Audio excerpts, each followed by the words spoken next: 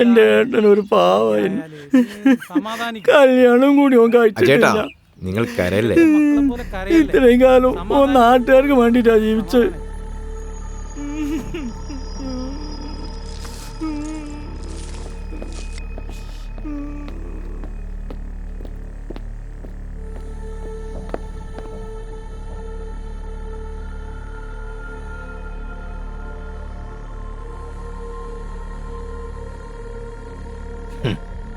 ഓരോന്ന് അവിടെ എവിടെയും പോയി ചത്തോളും, നമുക്ക് പണി തരാൻ.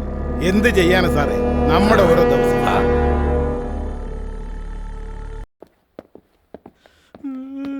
കാര്യം സൂയിസൈഡ് ആണെങ്കിലും എന്തൊക്കെയോ ചില പ്രശ്നങ്ങളൊക്കെ ഉണ്ട്. അതെ അതെ.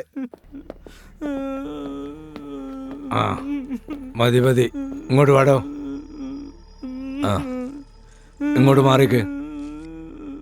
നിങ്ങളുടെ ചേട്ടൻ എന്തിനാ ആത്മഹത്യ ചെയ്തത്? എന്റെ ചേട്ടനൊരു പാവായിരുന്നു സാറേ. പാവം. ഈ വാർഡിലെ മെമ്പറായിരുന്നു. ഇവിടെ ഒരു പാലം തകർന്നു പോയിനും പാലം വീണ്ടും ഉണ്ടാക്കി കൊടുത്തില്ലാന്നും പറഞ്ഞുകൊണ്ട് നാട്ടുകാരോട് ഒന്ന് കച്ചറ ഉണ്ടാക്കിയ സാറേ. പെട്ടെന്ന് പാലം ഉണ്ടാക്കിയില്ല, കൈ വെട്ടും കാല് വെട്ടും തല വെട്ടും എന്നൊക്കെ ഒരു പറഞ്ഞു പോയത്. പക്ഷെ ഭീഷണിപ്പെടുത്തി എന്ന് പറയുന്നത് നേരാണോ? അതുകൊണ്ടാ സാറേ എന്റെ ഏട്ടൻ ആത്മഹത്യ ചെയ്തത്.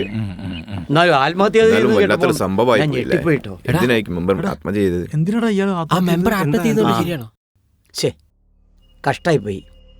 അയാളൊരു പാവായിരുന്നു. നീ അല്ലേ കോപ്പ ഇന്നലെ പറഞ്ഞ് കൈ വെട്ടും കാല് വെട്ടും തല വെട്ടും എന്നൊക്കെ? അതൊന്നും മനസ്സറിഞ്ഞ് പറഞ്ഞല്ല. പിന്നെ ആ എന്തായാലും പെട്ടു. ഭീഷണിപ്പെടുത്തിയോ? സാറേ അവരാണ് ചെയ്തത്. വിനയനും ജിഷ്ണും ഗഫൂറും ഓരെല്ലാരും ആണ് സാറേ ഇത് പറഞ്ഞ ഏട്ടനെ ഭീഷണിപ്പെടുത്തിയത്. ഒരുത്തനെയും വിടരുത്, എല്ലാരും വാങ്ങോട്ട്. നമ്മളടുത്തേക്കാണല്ലോ വരുന്നത്. യഥാർത്ഥത്തില് പാലത്തിന്റെ വിഷയത്തിൽ എന്റെ ഏട്ടൻ നിരപരാധിയാണ് സാറേ. ഓഹോ, ഇവിടുത്തെ നാട്ടുകാരൊക്കെ കൊള്ളാലോ, നിയമമൊക്കെ കയ്യിലെടുക്കും അല്ലേ? നിങ്ങളെല്ലാവരും കൂടി മരിച്ചുപോയ മനുഷ്യനെ ഭീഷണിപ്പെടുത്തി എന്ന് പറയുന്നത് നേരാണോ? സർ, ഞങ്ങൾ ഭീഷണിപ്പെടുത്തിയിട്ടില്ല. പിന്നെ സർ, ഞങ്ങൾ അങ്ങനെയൊന്നും ചില ചെയ്തില്ല. കാര്യങ്ങളിൽ എന്ത് കാര്യടോ? ഒരു പാലം തകർന്നതുമായി ബന്ധപ്പെട്ട് ചെറുതായിട്ടൊന്ന് സംസാരിച്ചു. അതിൽ ഭീഷണിയൊന്നുമില്ല. പിന്നെ സാധാരണ കാര്യം പറഞ്ഞാൽ ആരെങ്കിലും ആത്മഹത്യ ചെയ്യോ? നിങ്ങൾ നന്നായിട്ട് ഭീഷണിപ്പെടുത്തിയിട്ടുണ്ടാവും. അത് കേട്ട് പാവം ആത്മഹത്യ ചെയ്തിട്ടുണ്ടാവും. ഇതല്ലേ സത്യം?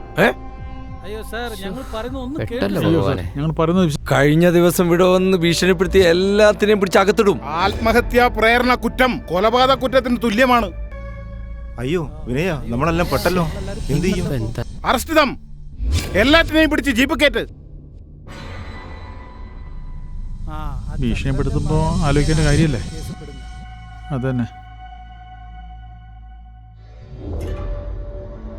ഹലോ, പോലീസ് ആകെ പ്രശ്നമാക്കുന്നുണ്ട്. ആ വിനയൻ ഇപ്പൊ അറസ്റ്റ് ചെയ്യാനുള്ള പരിപാടിയാ. അതൊരു വല്ലാത്ത കൊണ്ടുപോയി അവനാ. ചന്ദ്രേട്ടൻ എന്തും ചെയ്യാൻ പറ്റുക ഇപ്പം ചെയ്യാട്ടോ.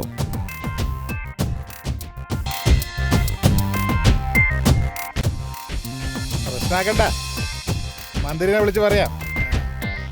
കേൾക്കുന്നില്ലേലും ബേജാറാവണ്ട, ഞാനുണ്ട്. സാറിപ്പോ തന്നെ ഒന്ന് വിളിച്ചാലേ വലിയ ഉപകാരമായിരുന്നു. MLA ഫോൺ എന്ത് പറഞ്ഞാണോ ഭീഷണിപ്പെടുത്താൻ പോകുന്നത്? സർ, എന്താടോ? ഏതോ ഒരു മെമ്പർ മരിച്ചു എന്ന് പറഞ്ഞിട്ട് സർ താൻ ആ വിനയനെയും കൂട്ടരെയൊക്കെ അറസ്റ്റ് ചെയ്തു എന്ന് കേട്ടു. അത് സാർ ഉടനെ വിട്ടേക്കണം, സർ. മനസ്സിലായോ? അത് തെളിവുണ്ട് സാർ. എന്ത് തെളിവ്? ഓരൊക്കെ നമ്മുടെ പാർട്ടിന്റെ ആൾക്കാരാ. ശരി സാർ. എന്താ ഇനി മന്ത്രിനെ കൊണ്ട് വിളിപ്പിക്കണോ? അവരങ്ങോട്ട് പറഞ്ഞു വിടറാ. ഓക്കെ.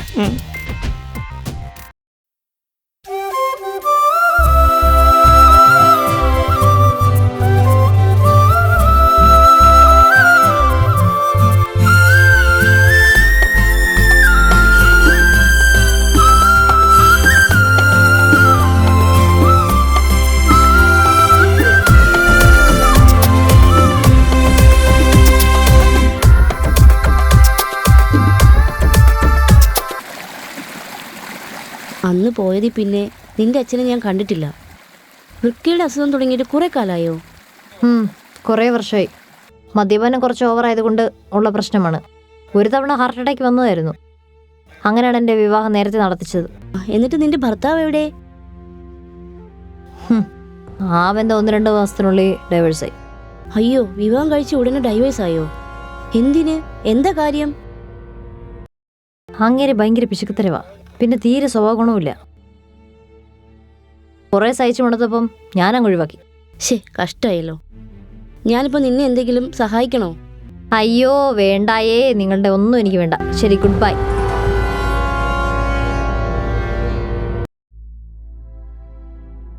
സാരമില്ല അഞ്ജലി, നീ വിഷമിക്കാതിരിക്കുക. ഞങ്ങളൊക്കെ അടുത്തില്ലേ? അച്ഛൻ മരിച്ചതോടെ ഞാൻ തീർത്തും ഒറ്റപ്പെട്ടു പോയി ചേച്ചി. അച്ഛനെ മാത്രമല്ലേ നിനക്ക് നഷ്ടപ്പെട്ടിട്ടുള്ളൂ, അമ്മ ഇപ്പോഴും ജീവിച്ചിരിപ്പുണ്ടല്ലോ. ഉഫ്, ഒരമ്മ. അമ്മയെന്ന് പറയുന്നവരെ കുറിച്ച് കേൾക്കുന്ന തന്നെ എനിക്ക് വെറുപ്പാണ്. അറിയാലോ, ചെറുപ്പത്തിൽ തന്നെ എന്നെ ഉപേക്ഷിച്ച് കാമുവിൻ്റെ കൂടെ ഒളിച്ചോടി പോയതാ അവര്. അഞ്ജലി, നീ കേട്ട കഥകളൊക്കെ തെറ്റാണ് മോളെ. നിന്റെ അമ്മ അങ്ങനെ കാമുകന്റെ കൂടെ ഒളിച്ചോടി പോയതൊന്നും അല്ല. നിന്റെ അച്ഛൻ കളവ് പറയണതാ. നിന്റെ അച്ഛൻ സ്ഥിരമായിട്ട് കള്ളു കുടിച്ചു വന്ന് നിന്റെ അമ്മയെ ഒരുപാട് ഉപദ്രവിച്ചിട്ടുണ്ട്. ഇതൊക്കെ സഹിച്ച് കെട്ടിട്ടാണ് നിന്റെ അമ്മ ചെന്നൈക്ക് പോയത് കുട്ടി, നിന്നെ ഉപേക്ഷിച്ചിട്ട്. ആണോ? എന്നിട്ട് നിന്റെ മരിച്ചുപോയ അച്ഛനെ ഞാൻ കുറ്റം പറയുമൊന്നും അല്ല, പക്ഷെ അദ്ദേഹത്തിന്റെ സ്വഭാവം തീരെ മോശമായിരുന്നു. അച്ഛന്റെ പീഡനം സഹിക്ക വയ്യാതെയാണ് അമ്മ ചെന്നൈയിലേക്ക് നാട് വിട്ടത്. ഇതാണ് സംഭവിച്ചത്. ചെന്നൈയിലേക്കോ? അവർക്ക് പഠിക്കാൻ നല്ല താല്പര്യം ഉണ്ടായിരുന്നു. അതുകൊണ്ട് നഴ്സിംഗ് പഠിക്കാനായി അവളുടെ കൂട്ടുകാരിയുടെ കൂടെ ചെന്നൈക്ക് പോയി. BSc നഴ്സിംഗിന് ശേഷം ആതിര അങ്ങനെ ദുബായിക്ക് പോയി. അതാണ് നടന്ന സംഭവം. അപ്പൊ കാമുവിന്റെ കൂടെ ഒളിച്ചോടി പോയതല്ലേ? അയ്യോ, അങ്ങനെയൊന്നും അല്ല. അതൊക്കെ നിന്റെ അച്ഛൻ കളവ് പറഞ്ഞതാ. ചെറുപ്പം മുതലേ ഓവറായി മദ്യം കഴിച്ചാണ് നിന്റെ അച്ഛന്റെ വൃക്കയെല്ലാം ഡാമേജ് ആയത്. അങ്ങനെയാണ് അസുഖം കൂടി അച്ഛൻ മരിച്ചത്. ഇതാണ് സത്യം. അപ്പൊ ഞാൻ കരുതുന്ന പോലെ അമ്മയൊരു കുഴപ്പക്കാരിയല്ലേ? അവരൊരു നല്ല സ്ത്രീ ആയിരുന്നു. ഇനിയെങ്കിലും അവരുമായി നീ ഒന്നിച്ച് ജീവിക്ക. സത്യം മനസ്സിലാക്കാൻ വൈകിപ്പോയല്ലോ ചേച്ചി.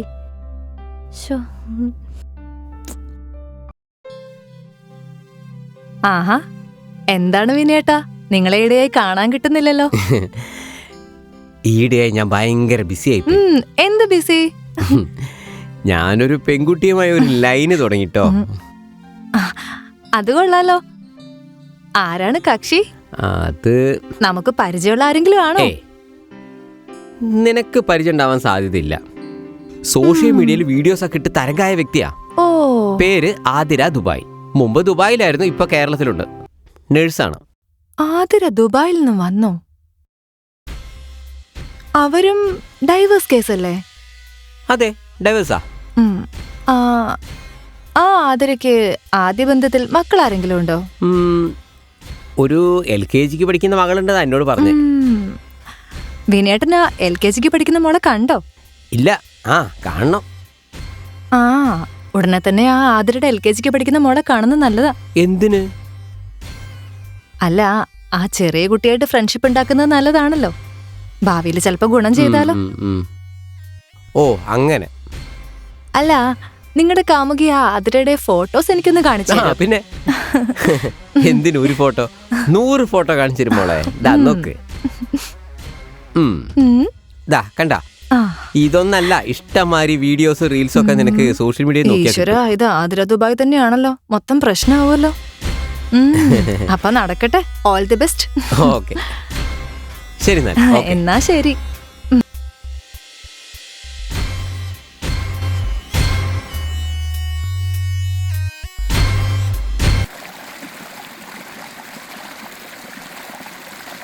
അമ്മയ്ക്ക് എന്നോട് ദേഷ്യമാണോ? എല്ലാ സത്യം ഞാൻ ഇപ്പോഴമ്മയെ മനസ്സിലാക്കിയത്. സോറി അമ്മേ. ഓരോ തവണ നിന്നെ കാണുമ്പോഴും ഞാൻ സത്യം പറയാൻ ശ്രമിച്ചതാ മോളെ. പക്ഷെ ഞാൻ പറയുന്നത് എന്താണെന്നൊന്ന് കേൾക്കാനുള്ള മനസ്സ് പോലും നീ കാണിച്ചില്ല. I am sorry. എന്ത് സോറി? സ്വന്തം കല്യാണത്തിന് പോലും നീ എന്നെ വിളിച്ചോ? നാട്ടുകാരോടും വീട്ടുകാരോടും ഒക്കെ അമ്മ മരിച്ചു എന്നല്ലേ നീ പറഞ്ഞു നടന്നത്? അതൊക്കെ ശരിയാണോ? നമുക്കിനി ഒരുമിച്ച് ജീവിച്ചൂടെ അമ്മേ? നമുക്കിനി അടിപൊളിയായിട്ട് ജീവിക്കാം, പക്ഷെ ഒരുമിച്ച് ജീവിക്കണ്ട. അത് ശരിയാവില്ല. അതെന്താ അമ്മേ? അതങ്ങനെ ആണ്.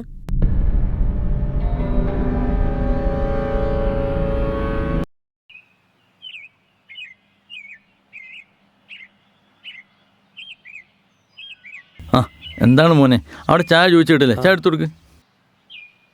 അജയേട്ടാ, ആ എന്താ വീണ്ടും ഭീഷണിപ്പെടുത്താൻ വന്നാണോ? മെമ്പർ മരിച്ചില്ലേ, ഇനിയെങ്കിലും ഞങ്ങൾ വെറുതെ വിട്ടൂടെ?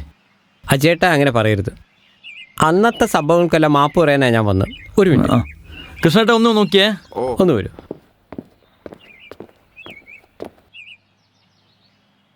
അന്ന് ആ പാലം താർന്നപ്പോൾ 30ഓളം പേര് മരിച്ചു. അതിലൊരാൾ അജയേട്ടൻ്റെ ബന്ധു കൂടിയായിരുന്നു, ഓർമ്മയില്ലേ? ഓർമ്മയുണ്ട്. പക്ഷേ ഏട്ടനാ പാലം പുതിയതായി പണിയാൻ കുറേ ശ്രമിച്ചതാ, ഒന്നും നടന്നില്ല. ഒരു വാർഡ് മെമ്പർ വിചാരിച്ചാൽ ചെയ്യുന്നതിനൊക്കെ ഒരു പരിധിയില്ലേ? സത്യമാണ്. പക്ഷേ ഞങ്ങളുടെ വിഷമം കൊണ്ടാ അന്ന് അങ്ങനെയൊക്കെ ബഹളം ഉണ്ടാക്കിയത്. ആ അത് പോട്ടെ, കഴിഞ്ഞതൊക്കെ കഴിഞ്ഞ്. മെമ്പറുടെ വലിയൊരു ആഗ്രഹമായിരുന്നു ആ വാർഡിൽ നല്ലൊരു ലൈബ്രറി എന്നത്. സത്യം, അതൊന്നും ഇനി ഒരിക്കലും നടക്കില്ല. അടുത്ത വർഷം പഞ്ചായത്തു നിന്ന് ഒരു ഫണ്ട് ഒപ്പിക്കണമെന്ന് ചിന്തിച്ചിരുന്നു. പക്ഷെ എല്ലാം ഒരു സ്വപ്നമായി പോയില്ലേ? ഒരിക്കലുമില്ല. അതിനി സ്വപ്നമല്ല, യാഥാർത്ഥ്യമാകാൻ പോവുകയാണ്. അതെങ്ങനെ? ലൈബ്രറി ഉണ്ടാക്കാനുള്ള സ്ഥലവും പണവും ഞാൻ തരാം, പോരെ? അത് വേണോ വിനയ? വേണം. മെമ്പർക്ക് വേണ്ടി അത്രയെങ്കിലും എനിക്ക് ചെയ്യണം. ആ ലൈബ്രറിക്ക് നമ്മൾ മെമ്പറുടെ പേരിടുന്നു, രാമചന്ദ്രൻ മെമ്മോറിയൽ ലൈബ്രറി, പോരെ? ആ താങ്ക്സ്. ആ പിന്നെ അജയേട്ടാ, കുറച്ച് പണമുണ്ട്, വെച്ചോളൂ. അയ്യോ പണമൊന്നും ഇപ്പം വേണ്ട. ഞാനിത് നിങ്ങൾക്ക് തരുന്നതായിട്ടല്ല, മെമ്പർക്ക് തരുന്നതായിട്ടാണ് കണക്കാക്കുന്നത്. ഒന്നുമില്ലേലും മെമ്പറുടെ ചില കടങ്ങളൊക്കെ നിങ്ങൾക്ക് വീട്ടാലോ. അതൊക്കെ വേണോ വിനയ? വേണം. അത് വെച്ചോളൂ ചേട്ടാ. അപ്പോൾ ഇനി എന്താ അത്യാവശ്യം ഉണ്ടെങ്കിൽ അറിയിക്കണം. ഞാനുണ്ട് കൂടെ. ഒരുപാട് നന്ദിയുണ്ട്. ഓക്കെ, ശരി. ഓ ചേ, അന്ന് വിനയനൊക്കെ പോലീസുകാരെ കൊണ്ട് പിടിപ്പിച്ച മോശമായിപ്പോയി.